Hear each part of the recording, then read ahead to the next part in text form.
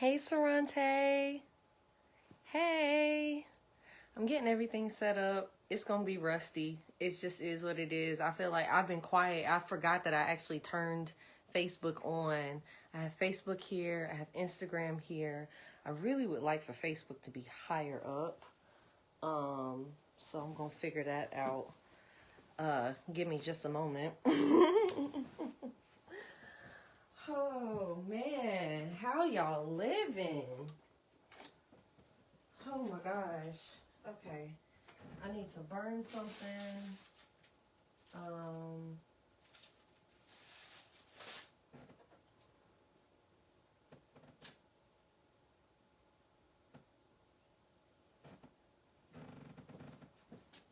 The incense I'm burning is, hey! The incense I'm burning is Fiery Goddess. It's so good to see you too. It's so good to be in the room with you. I'm back. I'm not going to say I'm back because saying I'm back implies that, like, you know, I don't know. Hey, I am here to read.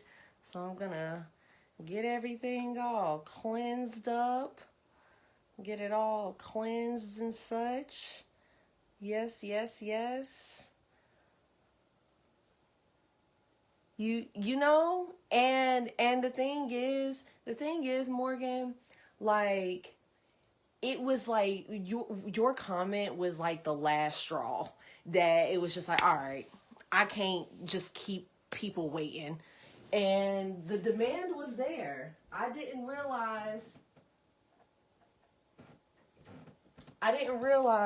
that the demand was really there for me to be doing this work. And I'm so glad to be here. I'm so glad to see y'all. I'm so glad to be in the room with y'all. I was just at the grocery store just a moment ago, and now I'm here. So I'm happy to be here. Hey, y'all. Welcome to Reading with MissTaylorSaid. Y'all getting what y'all getting today? Cause listen, I'm here. That's I know. I didn't, and you know, I knew. Gotta do what's best for you. I be slacking off my readings cause my energy be off. Listen, and that is really it. And I'm not gonna go into too many details, but I have, and you know, I feel like you could feel me on this, but this past year, like 2023 was, wow, what a learning year. We're going to call it a learning year. I learned a lot. I got my ass kicked. I got my ass handed to me last year. And I'm just so grateful. I'm just so grateful to be here. I'm so grateful to share this space with y'all. I'm so grateful to be able to come back here. And I was gonna be, here a little earlier, but I'm in massage school right now. And so, listen, that's got my attention. That's got the majority of my attention. I'm having to learn muscles, you know what I'm saying? And really, this is what I want to be reading and what I should be reading. Listen, 2023 had hands. Morgan said 2023 had hands. 2023 had hands and was not playing with me.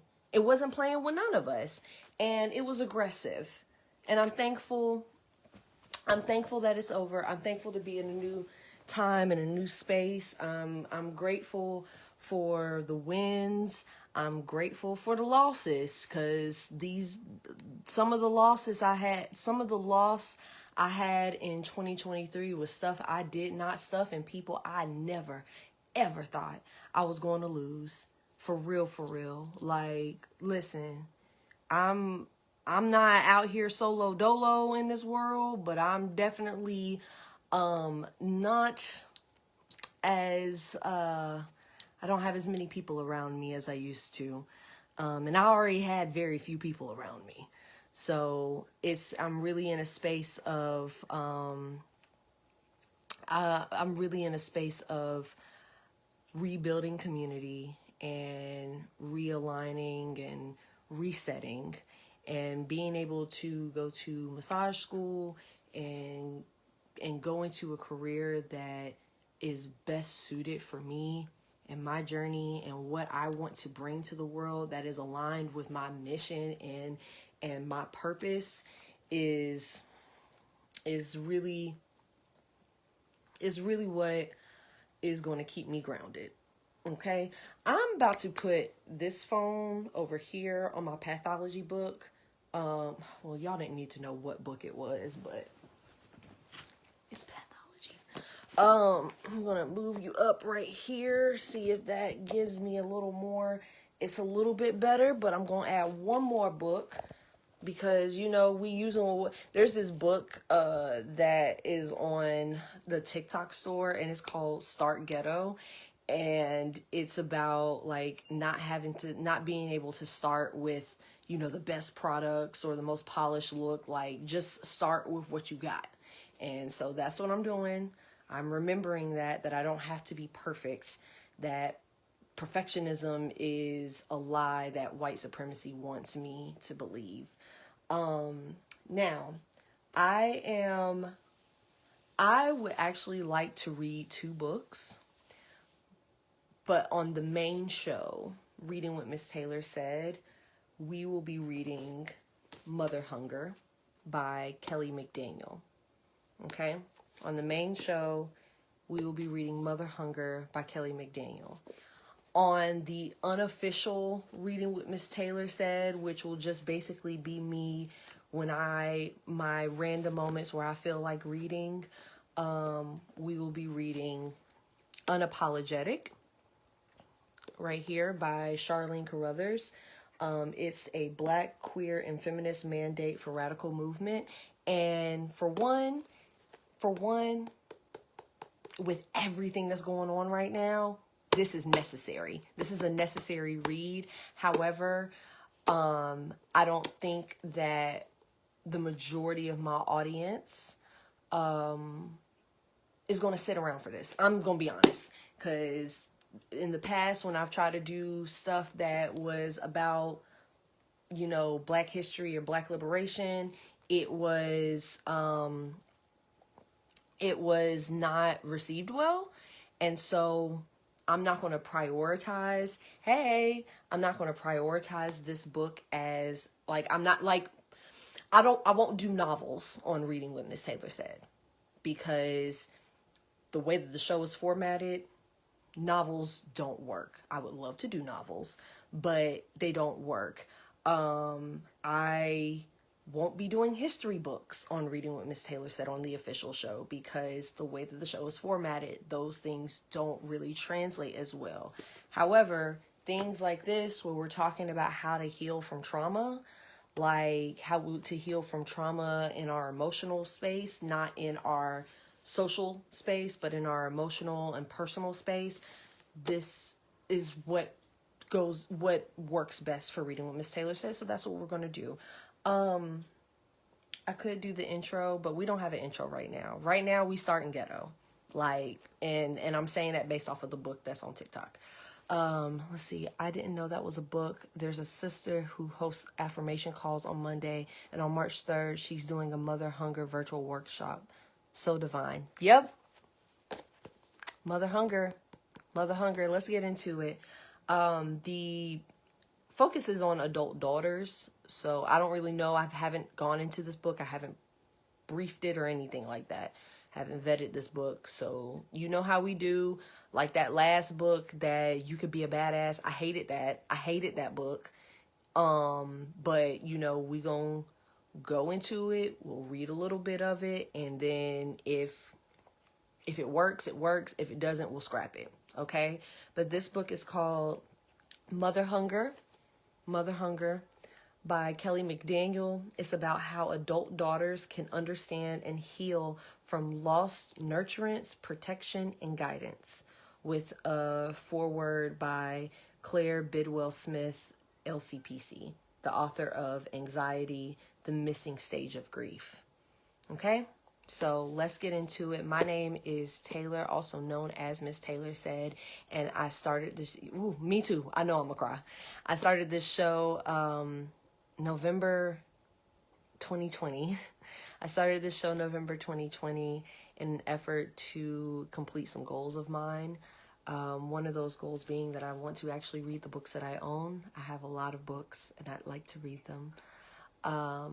I also wanted to practice public speaking because that is something that I plan. I am a public speaker. How have my opportunities found me yet for public speaking? Have my mentors found me yet for public speaking? Not yet, but I am a public speaker.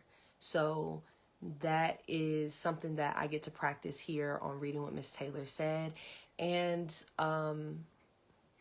honestly, I want to be here with y'all. I want to do what I'm supposed to do. And honestly, the real reason I came back is because we need like, okay, I'm going to go into the book and everything like that, but y'all like hearing what I got to say, so I'm going to say it. There's so much fake shit out here right now.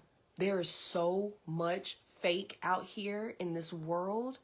There's AI, there's all this celebrity shit, like there's so much fake shit, and then there are so many people, so many spaces where reading is not happening or being taught, and I saw a meme recently or a status recently that was like, we need to start putting down the phones and pick up a book. And granted, you watching me on your phone. However, while we're here, we're going to read this book. And if for an hour of your time, 45 minutes to an hour of your time, if we could just get some reading done together, we going to get it. All right? Literacy for the win. All right? So literacy, healing, and all of that for the win. And I'm sure with this book right here, we'll also be able to, this book I feel like is still going to resonate with everybody, not just daughters. But let's get into it. Mother hunger. We're here. It's happening. All right.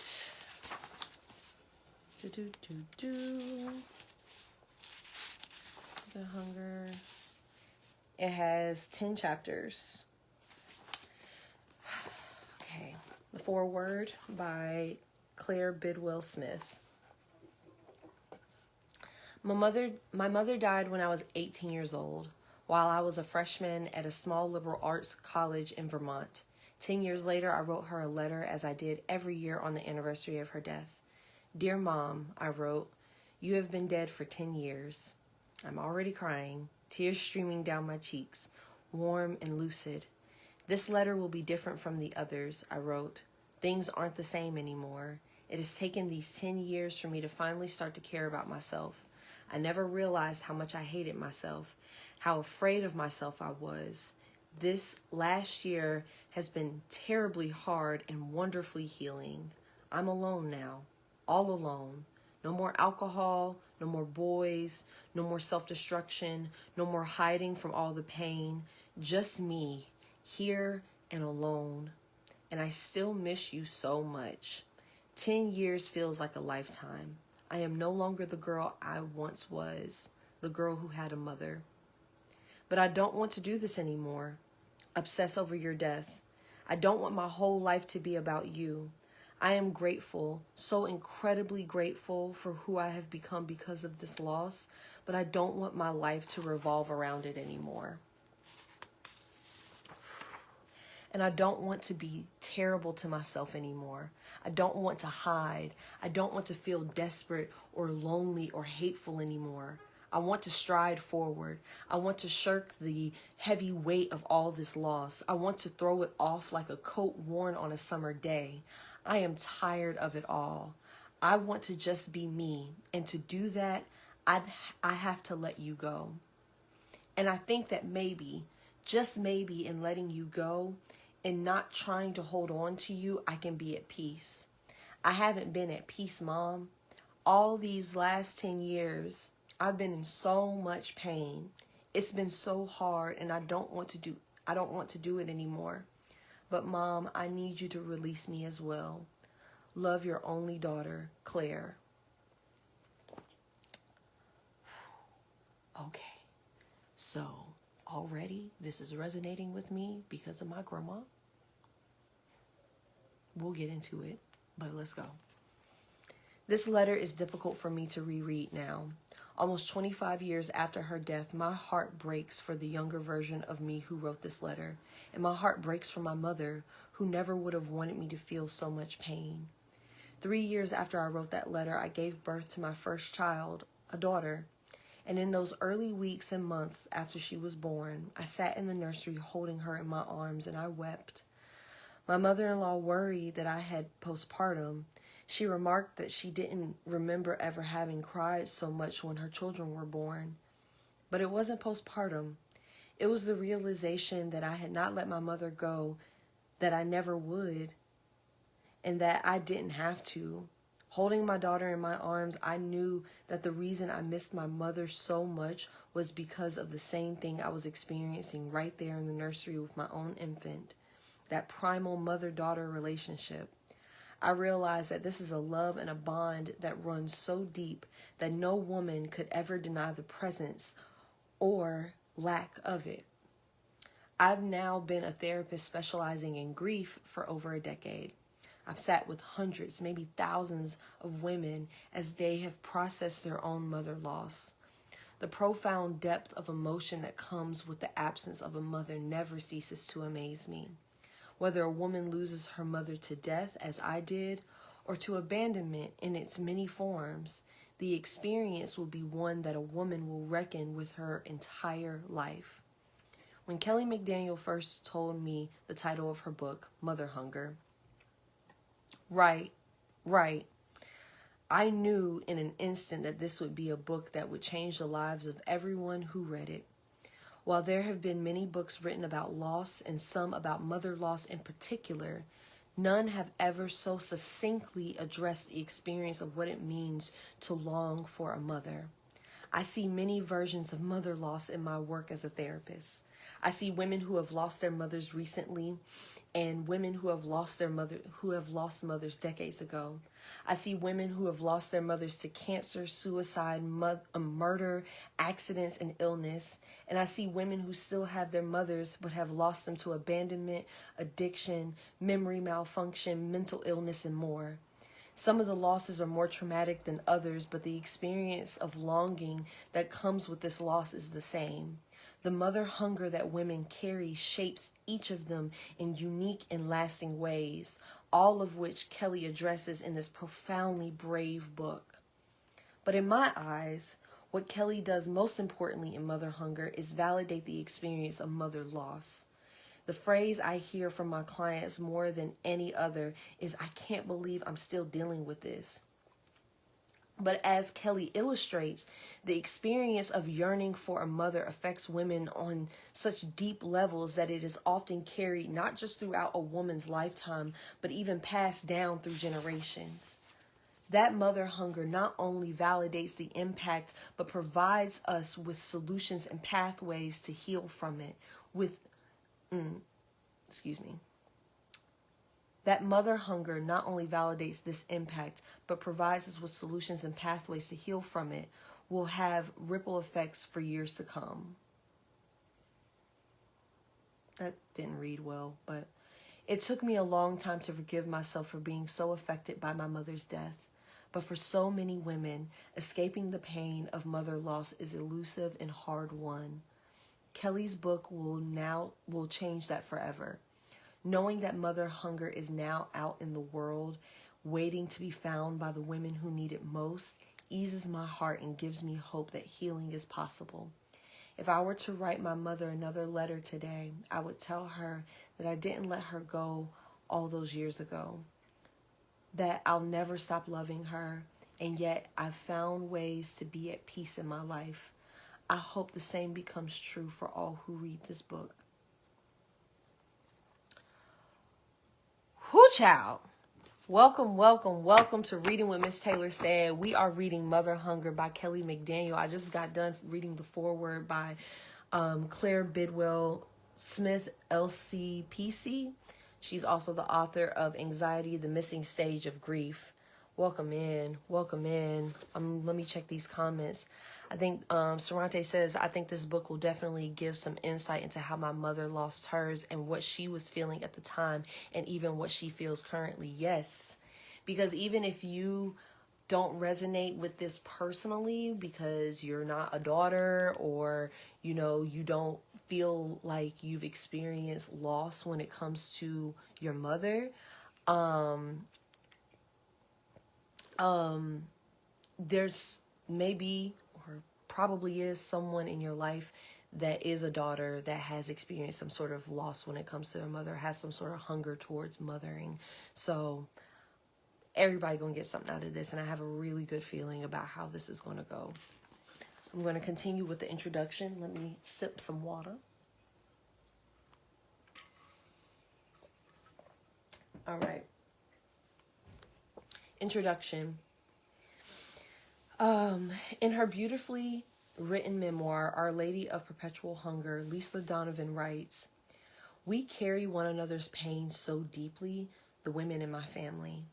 It is like an extra organ, a broken chamber of our hearts that none of us knows how to make work, blocking the normal things that other people's hearts do."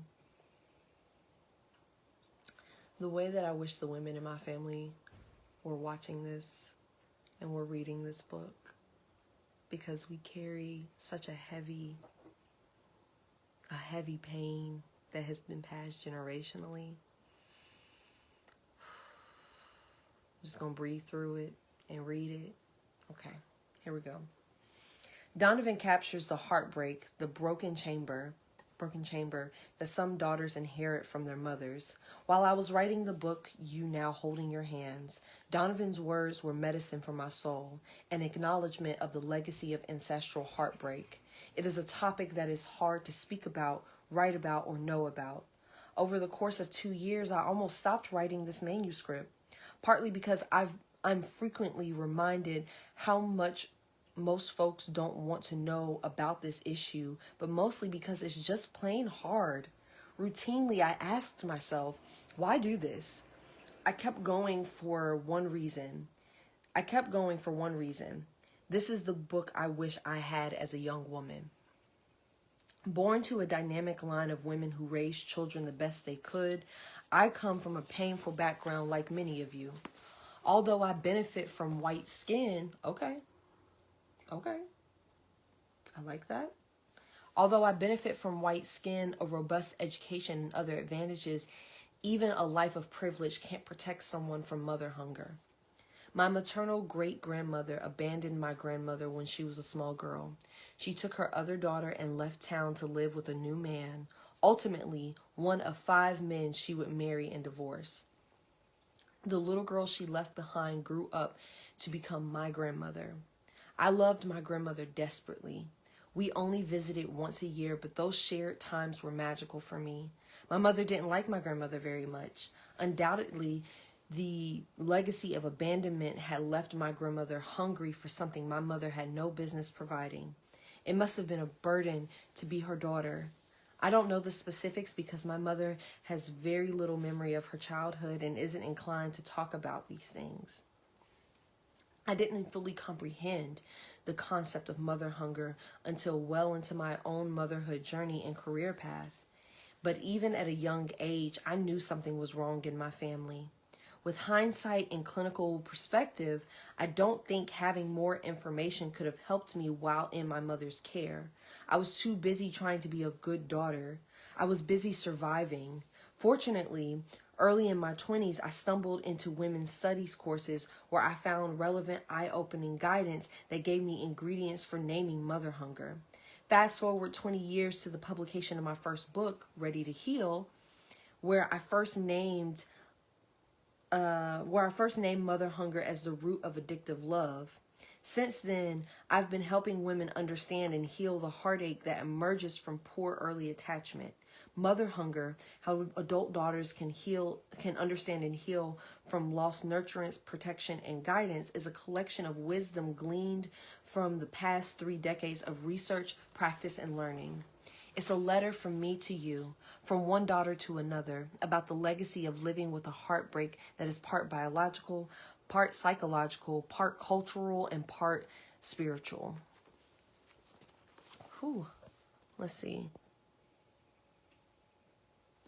Sorante says, I can't even begin to tell you how many stories I've heard of other women in their battles with their mothers just to find out it comes from the grandmother. Yeah. Listen, I'll be honest with you. My grandmother, I adored her. I only got to experience her for 8 years of my life, and she was the love of my life for 8 years. And I maintained a deeply spiritual connection to her after she passed away. And it was and I didn't know that I was still deeply connected to her. Like I could cry about, remembering my grandmother, thinking about my grandmother. I could cry like that and cry like it just happened yesterday, but, when I experienced my spiritual awakening and I became aware of her presence to a point where it was almost like she was embedded in me, and then we separated, and then she was able to, she was no longer bound to me, but she was able to continue through the world, and not continue through the world, but be with my other family members. And I'm not saying my other family members didn't feel her or have that attachment to her, but I felt like she was on me. And then we separated. After that happened, my relationship with my grandmother changed. And this was in 2020. My relationship with my grandmother began to change. And I want to say in 2021, 2022, I think it was 2021, I had a conversation with somebody who is also spiritual, who also can hear the dead folks and all that stuff.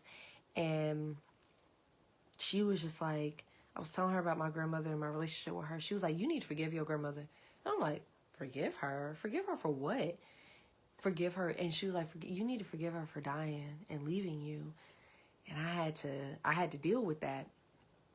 And I dealt with that, and we worked through that. And when I say we worked through that, please, if the woo-woo stuff freaks you out, listen, I am a woo-woo girl that be talking to dead folks, okay? I'm a woo-woo girl that talk to dead folks. Occasionally I wear crystal, I burns the incense, I does the things. I does the things, I works the stuff, okay? So, I have a deep connection to my ancestors. And in my ancestral work, I've been working real hard since 2020. Since my awakening, I've been hitting the ground.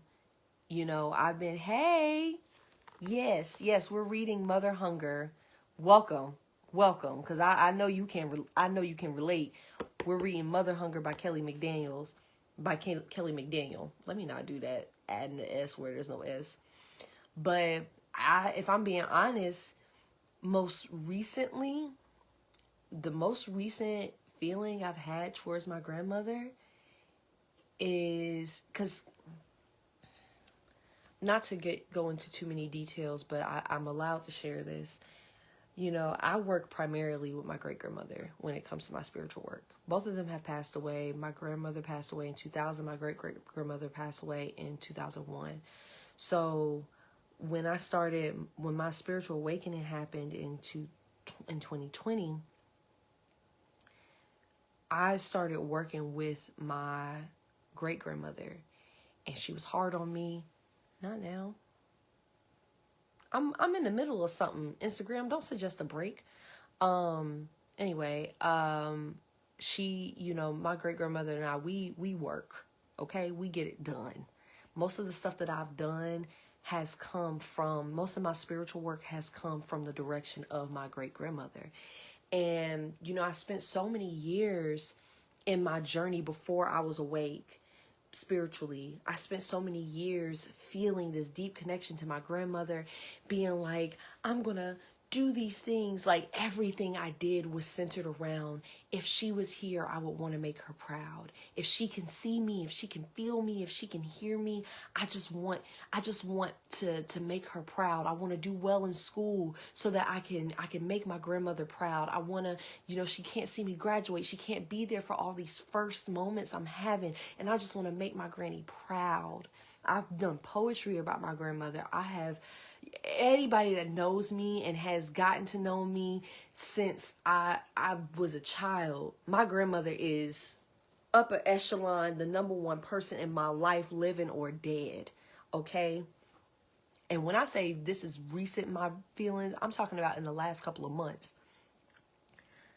In my spiritual work, I've been doing this since 2020. And I pay attention to who shows up. I pay attention to who's in the room. I pay attention to who I hear in my meditations and in my dreams, and who be in my dreams and who be giving me guidance and stuff like that. I pay attention to who it is, and she ain't there. She ain't there.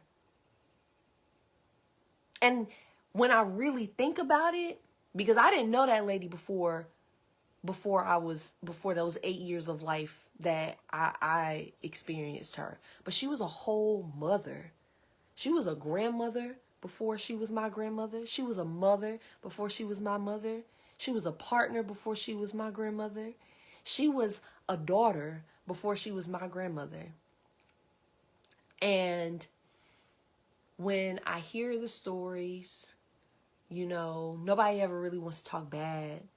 But, you hear the stories and you start putting the pieces together, and you just like, now, why this not working out? And I really don't. And there's still pieces of the story that I don't really have and I don't really know.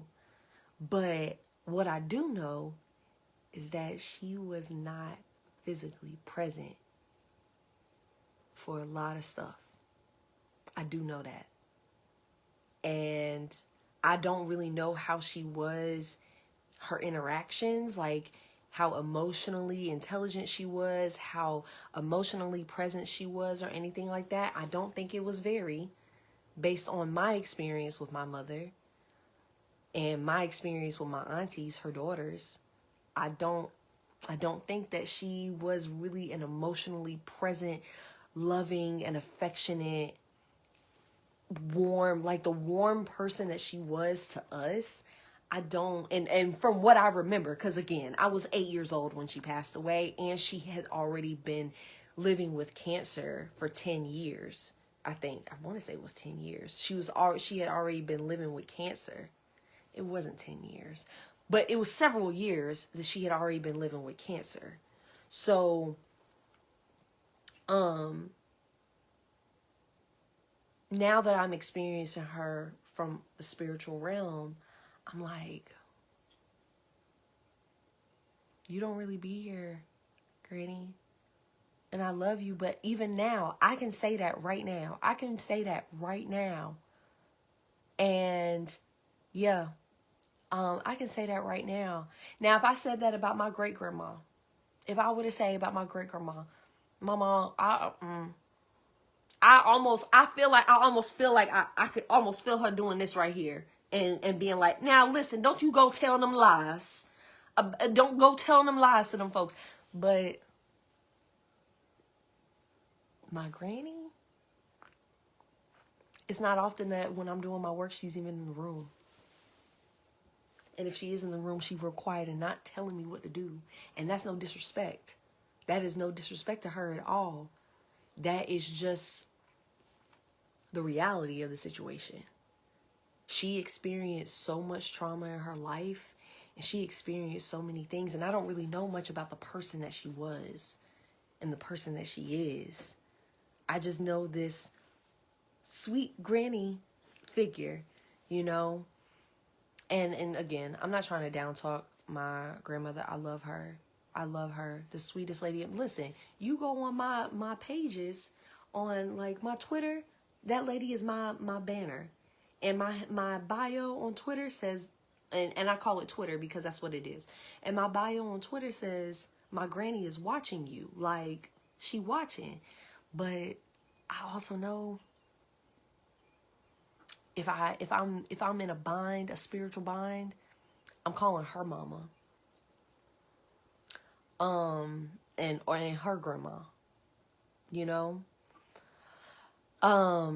But there is a part of me, because of the fact that I am now recognizing that and I'm now seeing it for myself, there's a part of me that has held a lot of anger towards my own mama, that I'm like, I still want to be able to hold you accountable, and I still got things on the docket that we need to go over if you decidedly want to move forward with a relationship. I got some shit on the docket that we can go over if you'd like to go over it. However, at the same time, simultaneously, I have a sympathy for the mothering that she didn't get from the person that gave her life, and how it did not prepare her to mother in the way that her children were going to need. Because what was the example? Somebody that was gone, that was ripping and running. What she was doing, I don't know, but she was ripping and running. And you know, I don't really know. Let's get into these comments. Becca said, I already felt that. Definitely gonna need this book. Thank you for making space for it. No problem. Listen, my tribe are the people with the mommy issues. Listen, and I'm saying that, you know, a lot of people talk about mommy issues, and we talk about, like, y'all have heard me talk about, you know, the men that I've dealt with, and how their beef with me usually be they beef with their mama. I mean, and part of that, and if we getting into it, a lot of times people's beef with their mama is because the person that helped them make the baby dipped and left them with no support, so they had to figure it out on their own. And it's just this fucked up cycle. And a lot of it has to do with capitalism. A lot of reasons why we be mad at our parents, it actually is a result of capitalism. But at the same time, a lot of it is a result of them not doing the work. Now, if they had the opportunity to do the work, that's a different conversation. And y'all know if your people have the opportunity to do the work or not, you know?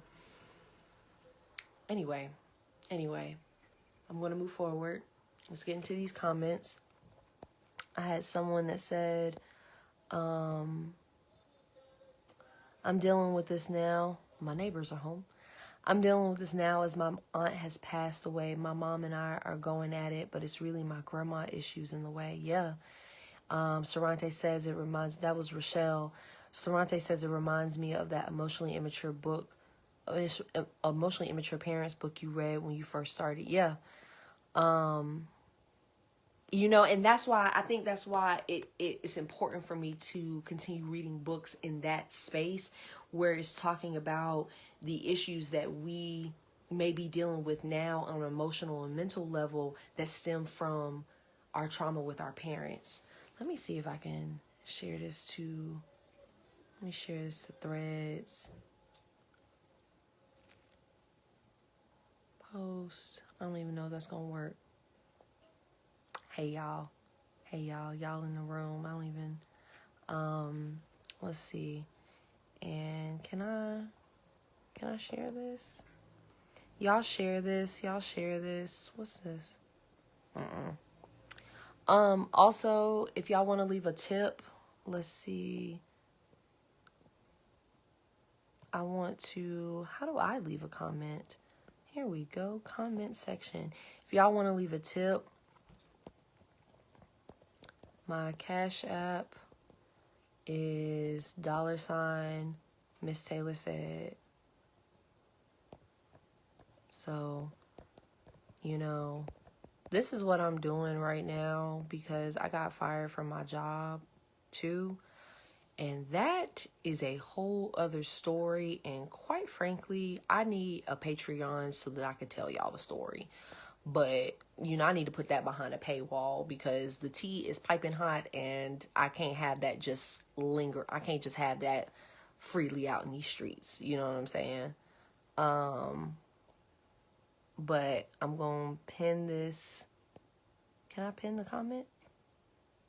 Pin comment. I'm going to put that here. Tips. Hey. Welcome in. MissTaylorSaid.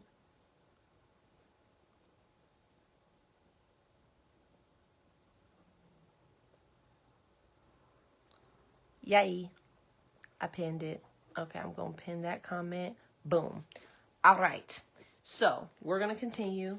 If you're just now joining us, we are reading Mother Hunger. I just got done discussing some stuff about my granny and everything like that. Love her down. Hey, Raspberry. Hey.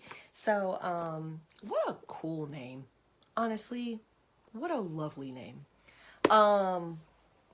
Mother Hunger. That is what we're reading. I'm going to continue. In spite of diverse stories, what I found is that each woman with mother hunger yearns for the same thing, a certain quality of love, a nurturing, safe, inspiring love, the kind of love we think of as maternal love. It is the love that we need for a firm start in life. It is an unconditional love that no romantic relationship, friendship, or birthday cake can replace. Man, many feel this singular love can also be offered by fathers. While it's clear that daughters raised by attentive, nurturing fathers have many advantages, fathers can't replace mothers. Naming mother hunger isn't about dismissing the importance of fathers or other primary caregivers, nor is it about blaming mothers for what they couldn't provide.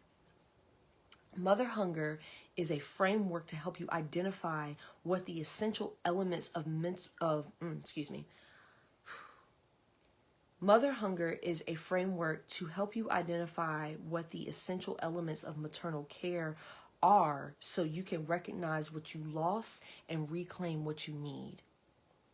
In this book, we will explore what causes mother hunger and what to do about it. As you read these pages and make discoveries, the healing power of recognition won't always feel good. And I'm ready for it. It won't always feel good, but it will bring you fresh hope and renewed energy. Rest assured that mother hunger can be healed without your mother's physical presence or recognition of your sorrow. Mother hunger doesn't mean you want to be a mother or need to be close to your mother. Mother hunger can happen whether you were raised by your own mother, an adoptive mother, a foster mother, a father, two mothers, two fathers, a single mother, or multiple caregivers. Mother hunger is less about who actually raised you than it is about which developmental needs were missing during your formative years. Mother hunger names the longing that you live with, the yearning for a certain quality of love. The following chapters are organized to gently support you. In the first chapter, we define mother hunger so that right away you find relief. The rest of the book will detail the 3 essential elements of maternal love, starting with the maternal element of nurturance. We will learn from animals, talk about attachment, and take a closer look at the complicated relationship with food and sex that is part of mother hunger. From there, we will move on to the second essential maternal element of protection. Woo!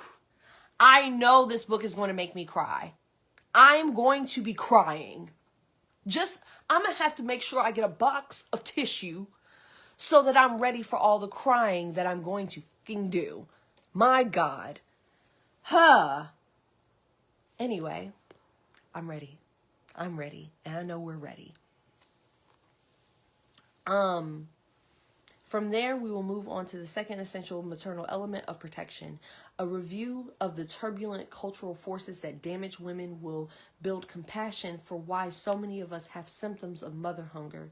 The true life case of Dirty John illustrates the tragedy that happens when a mother can't protect her daughter and shows how fear is woven into the fabric of being female. Next, we will explore the third essential maternal element of guidance, how a mother inspires her daughter. Then, as we near the end of the book, we will take a look at third degree mother hunger, a relational third degree burn that can devastate a woman's life, as it did for both Judy Garland and Edith Piaf. I don't know who that is. Lastly, we will examine the grief embedded in mother hunger. Mother hunger comes, right, this book about to be so good. Mother hunger comes in different forms, some more severe than others, so healing looks different for everyone. Some of you no longer have a living mother, so your path will be different from those who do. Whether your mother is alive or not, healing involves replacing what was lost during your formative years. Not all the ideas in this book will fit your experience as a daughter, but somewhere in these chapters you may find the right words for the pain that haunts you. When you do, fresh clarity directs your innate healing process. While your recovery path is unique, there are some common signs of healing that you can look forward to. Increased emotional security, an easier time making decisions, less anxiety, and an understanding of your attachment style. You will find compassion for the choices you have made, even the ones you most regret. And it will become easier to select friends and partners who are kind and respectful. If you have children, loving them becomes easier too. Mother hunger is not uncommon, but without a name, it hides in secrecy and shame. Giving yourself permission to learn and talk about this relational injury is radical. It is a brave step toward reclaiming the love you need. If you are a mother, it might be tempting to read this book as mothering instructions or to revisit things you regret. Try not to do this. Please read this book as a daughter. This book is about learning what you missed during your development so that you can reclaim the tender parts of yourself that were sacrificed to earn your mother's love or survive her absence. As you piece together the story of being your mother's daughter, you will find new resources for lost nurturance, protection, and guidance. Facing the heartbreak that's running your life opens opportunities for joy and connection. In the pages ahead, as you gather new awareness, my wholehearted support is with you. I'm going to stop there. I am really excited to move forward in this book and to get into all of this, and I think that we'll get through it pretty quickly. I am so thankful for y'all being here. I'm so thankful for y'all being here. I'm so excited to get into this book with y'all. I'm so excited to find a book, honestly, because I haven't really had a book that's hit since Adult Children of Emotionally Immature Parents. So I'm really excited to have a book that's going to get us into the space that in the direction that I want to go in, and that is healing those spaces, healing those things within us that come from our childhood wounds. I have some other books that I'm excited to get into that are in that same arena. Thank you so much.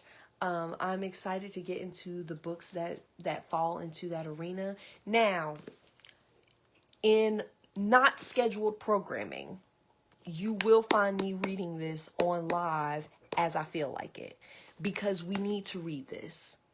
Okay?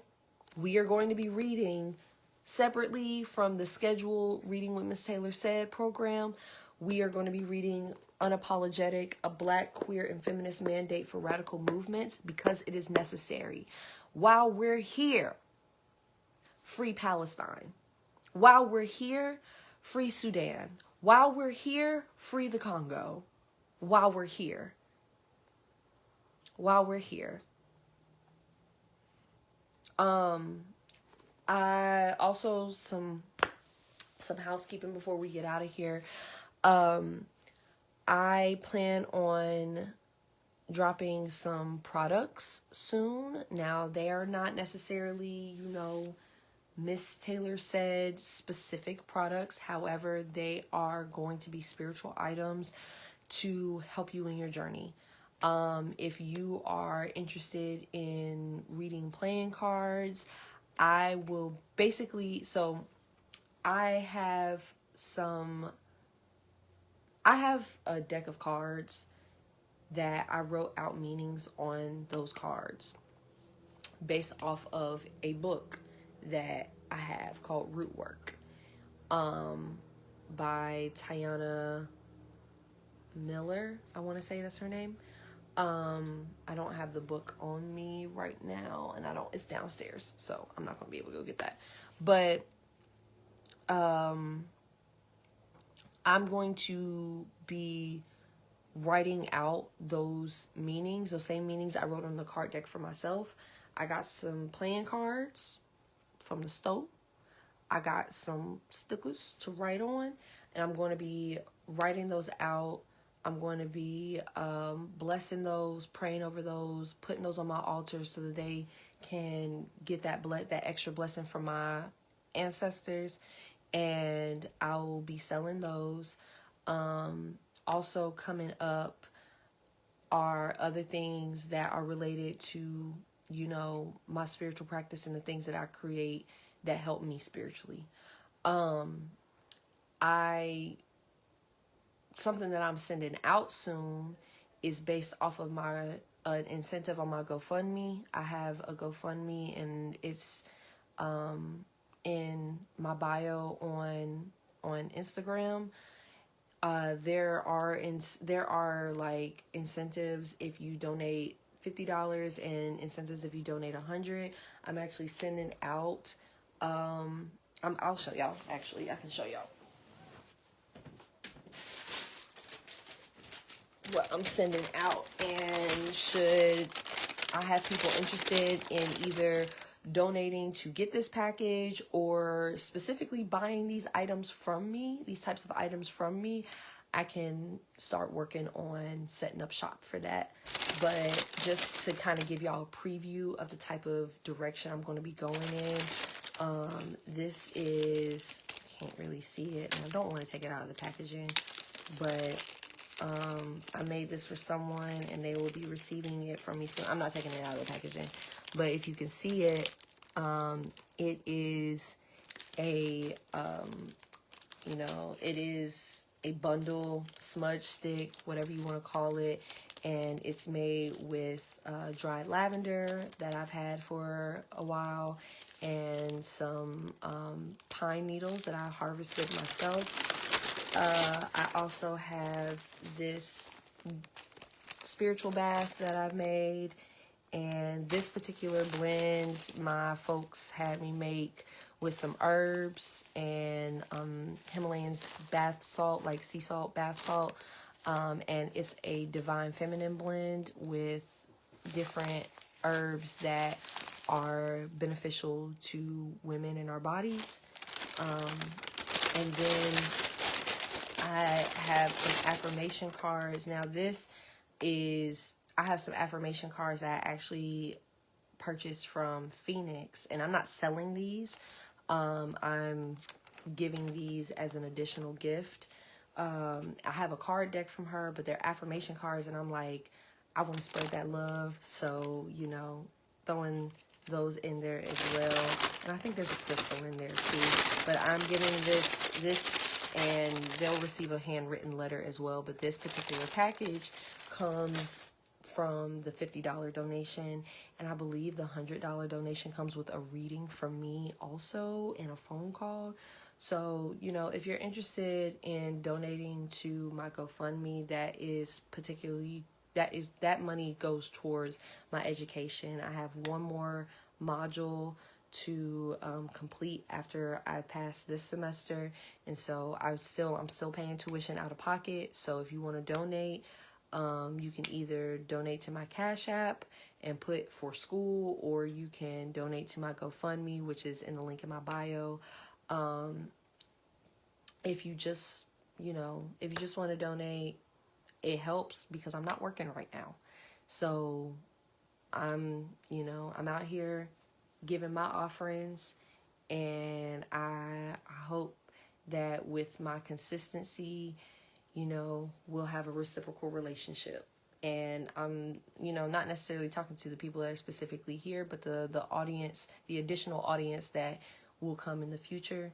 My goal is to be back here next Thursday at 4:00. I like this time. I like this a lot better than like 5, 6, and 7.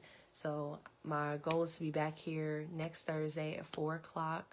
Because next Thursday is the day after Valentine's Day. Because I plan on being all booed up on Wednesday, so we won't be doing it Wednesday, but I will be doing it on Thursday.